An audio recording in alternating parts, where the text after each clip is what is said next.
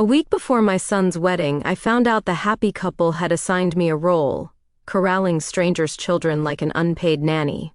On the day itself, when his call came, panicked, impatient, I smiled, checked my list, and chose dignity over duty, then leverage over silence. You're watching Revenge Files. Subscribe for a new twist daily. I live in Columbus, Ohio, where polite people pretend not to notice when you're being stepped over. I noticed. Jacob, my only child, was marrying Lila Hastings at a riverfront hall with big windows and bigger egos. When the engagement party ended, I hugged my son, then emailed the caterer and put down a deposit. I've never been flashy, but I know food keeps peace better than speeches. Back in March, Riverview Catering took my $5,000 deposit. The contract said the final balance, $9,750, was due 10 days before the event. The menu we built together tasted like a good memory: carved roast, herb chicken, spring vegetables, and a dessert. Bar Jacob swore his college friends would demolish. I taped the invoice to my fridge under a magnet shaped like a pear and circled the due date in green ink. Then, 7 days before the wedding, my phone chirped. A group text bloomed on my screen with emojis and entitlement. Cheryl Hastings, the bride's mother, wrote, "We've decided to set up a kids' room and it would be perfect if you could watch them. You're so great with kids." 7 parents responded with thumbs ups while I read the message twice, tasting pennies. I typed, erased, and typed again. "I'm the groom's mother," I wrote. "I'm not babysitting." It felt like reminding someone the sky is above us. A minute later, my phone rang. Cheryl didn't bother with hello. "Lila needs me for photos," she said, voice sugared and sharp. "Everyone has a role. This is yours." I looked at the invoice on my fridge.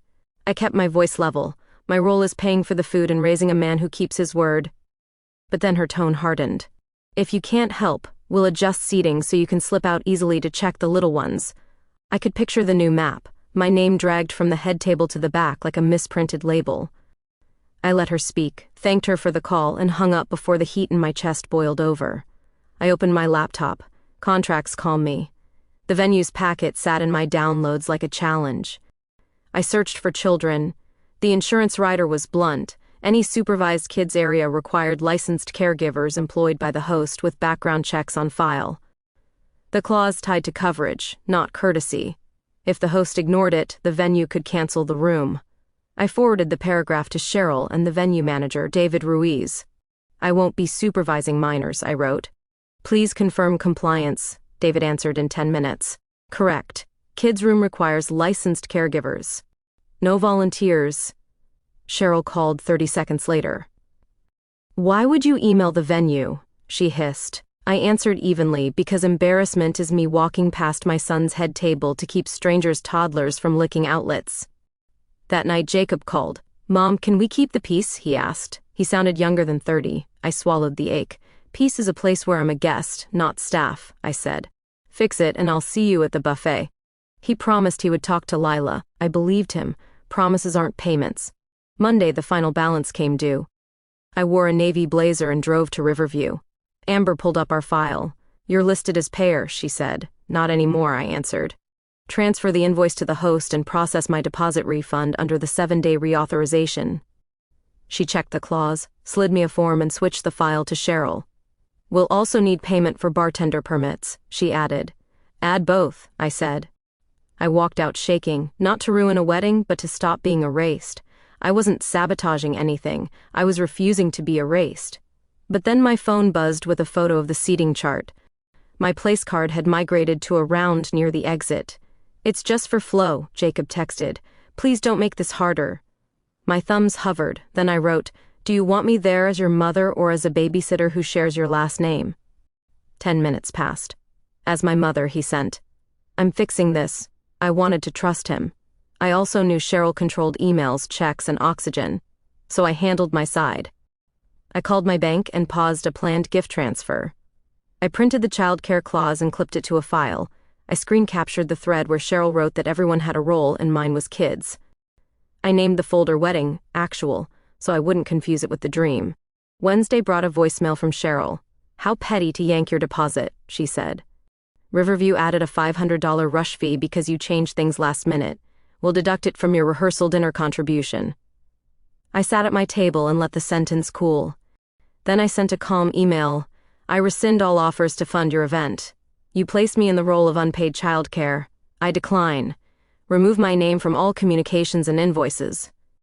Thursday evening, David replied to the whole list. Kids' room permitted only with licensed caregivers on file. Please submit by Friday at 5 p.m. or remove from the floor plan. I highlighted the message and filed it. At 5:08, he sent another, no documents received. Kids' room removed. I sat on my porch and watched the June sky turn from honey to ink. Except end runs are a Hastings specialty. Friday afternoon, Cheryl posted a new plan in the thread. We'll just keep kids at our table. Grandparents can rotate to help. 7 parents approved like a chorus. My name had no emoji. My decision grew very simple. I would not show up to be useful and invisible. Still, I didn't want a public explosion. Quiet leverage beats loud drama. I took Jacob's tux for pressing, slid a note into the inside pocket and pinned it. I love you. Choose kindness when you can. Your mother. Then I packed a green dress and pearls in case sanity returned. Saturday arrived like a held breath. I walked the farmer's market, bought strawberries and arranged them in a blue bowl that looked like summer. At 3 I curled my hair. At 3:57 Jacob called, music already thumping behind him. Where are you? He asked. I held the phone in my ground. Don't wait for me, I said, or the buffet. Silence stretched. What did you do? He asked finally. Nothing you can't undo with a card, I answered. Riverview requires payment before service. I transferred responsibility to the host Monday. He exhaled hard. They're saying the bar is cash only now. People are mad. I'm sorry, I said, and meant it. I wanted to be your mother today. Others wanted me to be staff. You still have a choice. Have them hand over a card, then eat and dance. He whispered, I wish you were here. I looked at the green dress waiting on the bed. Me too, I said, but I won't be the only woman in the room working for free. Mid-reception, my sister sent me a photo from a cousin's feed. Cheryl stood at a microphone, smile thin as wire. The caption read, Some people make weddings about power. A voicemail followed from an aunt who preferred wind to facts. You sabotaged your own child, she said. I put the phone face down and brewed chamomile tea.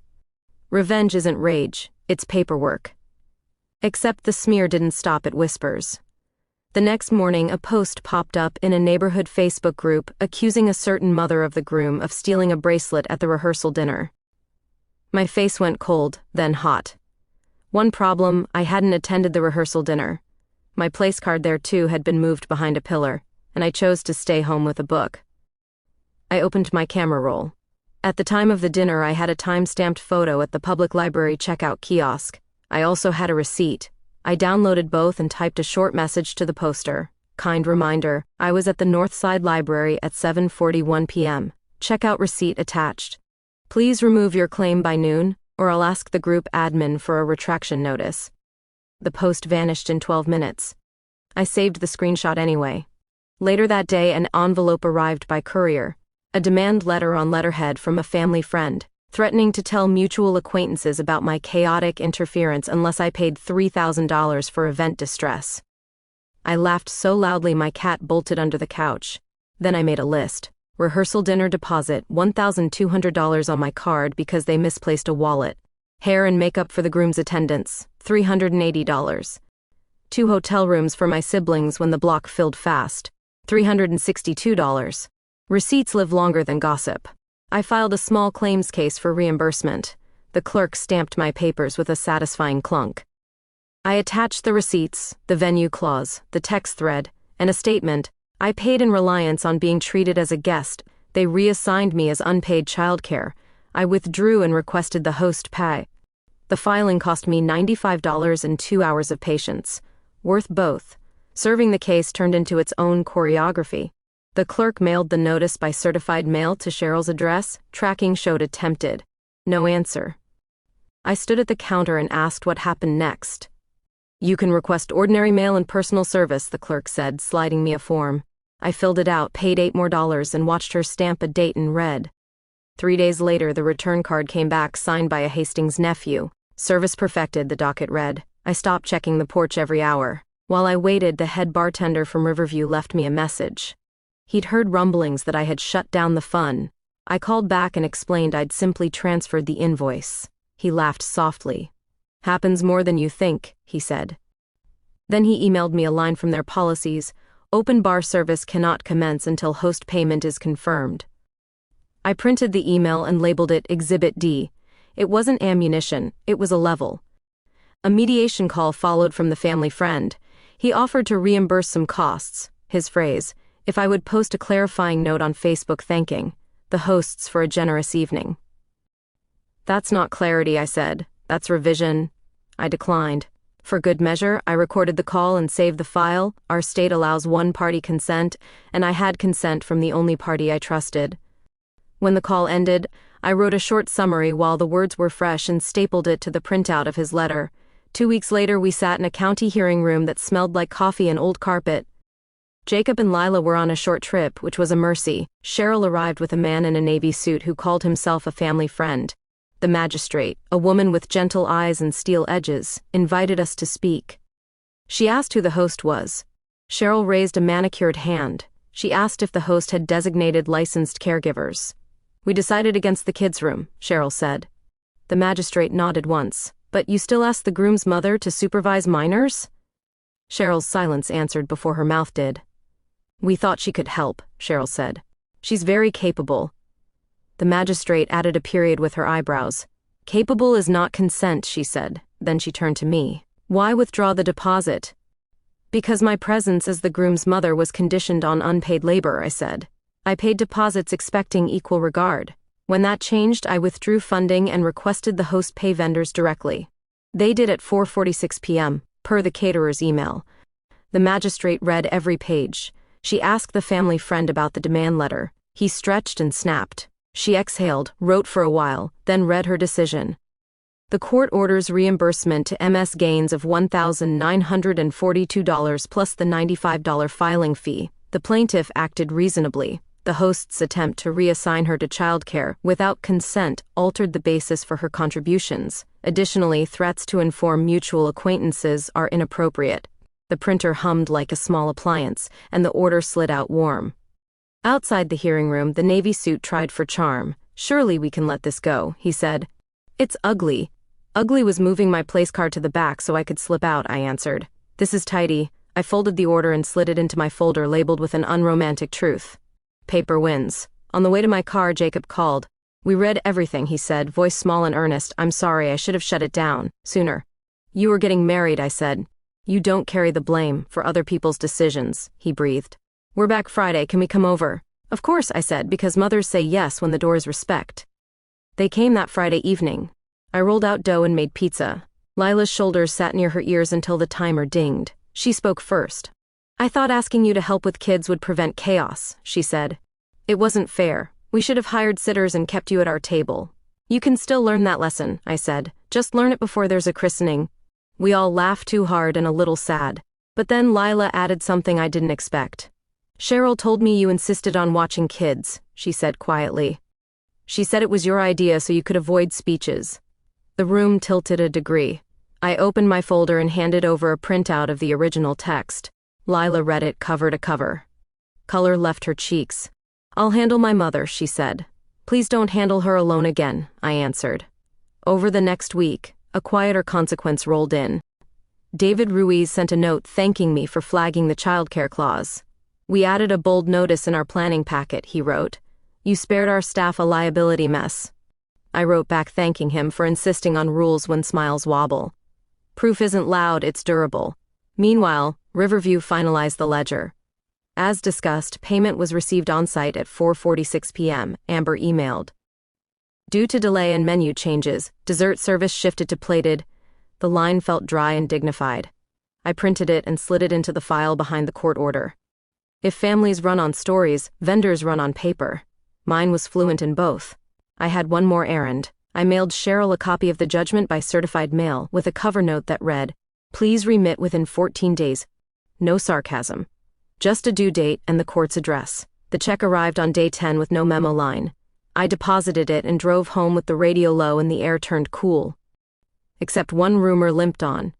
A church acquaintance pulled me aside after service and whispered that I'd left the wedding to teach a lesson. I looked her in the eye. I taught a lesson before the wedding. The test happened during it. She blinked, then nodded, then asked for the caterer's number. People move on when there's a vendor to call. Summer folded toward fall. Jacob and Lila came over on Sundays with muffins and apologies that shrank each week. They paid me back for the tux cleaning I had insisted on gifting. We argued about dogs and laughed about lamp options. They taped the reimbursement order to their fridge like a small, framed boundary. Sometimes healing needs a nail. Around the midpoint of August, a fresh complication arrived like a final exam. Cheryl invited extended family to her house and announced that holidays would be adults only so we can relax, with the implication I could run childcare at mine. Lila texted me a photo of the invitation, her caption a weary, "I'm sorry, I drafted one sentence and sent it to the group. My home is not a drop-in daycare. Please arrange sitters if you visit." Then I put my phone away and went to water the basil. Next morning, Cheryl called, fury unwrapped. "You're turning Jacob against me," she said. "You're turning adulthood toward him," I answered. She hung up. 2 hours later, David Ruiz asked if I'd speak with a couple nervous about childcare logistics. I said yes. We talked 15 minutes. They hired 2 licensed sitters and texted a thank you selfie from their reception, smiling with the kids. The picture looked like sanity in a frame. I kept waiting to regret missing the bouquet toss and the father-daughter dance. Regret never came.